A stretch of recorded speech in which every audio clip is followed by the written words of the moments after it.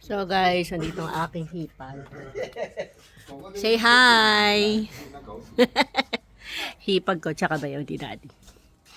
Ayan. Magkano sila, matutulungan nila si daddy mag-alis ng damo. Si dami kasing damo dun eh. Ayan.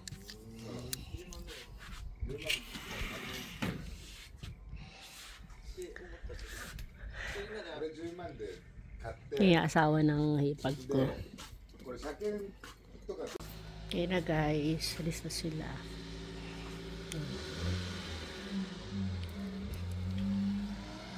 Yan. Punta na sila sa bukid.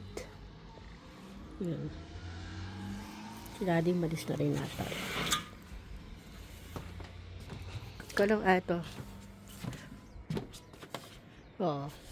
Yan ang dala niya sa sasakyan. Hindi niya nadala to.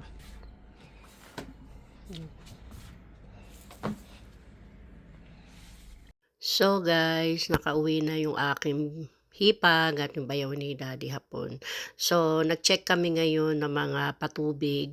Ayan, chine-check namin. So i-check din ni daddy hapon yung mga patubig din niya dun sa taas, yung apat na palayan, no? So, meron dun dalawa na nakabukas yung ano ng tubigan, and then yung dalawa pa ay hindi pa talaga totally, no? Makikita natin guys yung merong tubig na talaga, no? Ayan.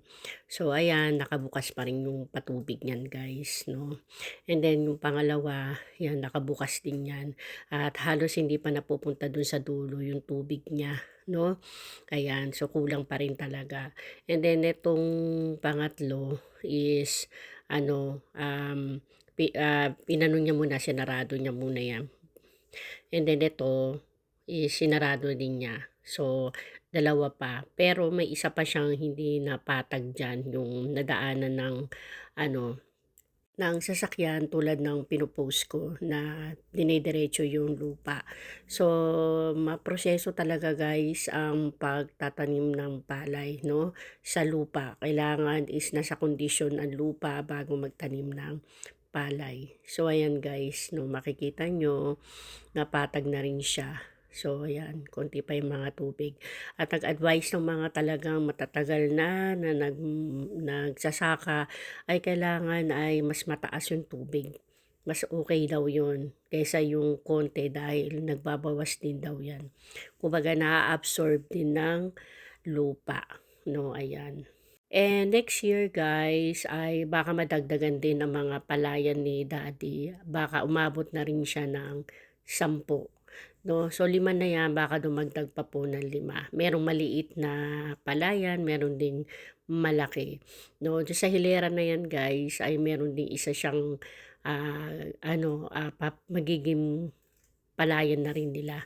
No? Kasi alam nyo guys, ito sa lugar na to, mga matatanda na hindi na nila kayang magsaka. Kaya minsan libre nilang pinapagamit ang lupa. No, yun lang kagandahan. Pero may iba talaga dito na pinauupahan. Yun nga, yearly ang payment. Hindi to katulad sa Pilipinas na buwan-buwan. Kasi ang lupa ay nabubuhay lang tuwing ganitong season. Kaya hindi siya obligado ng kada buwan.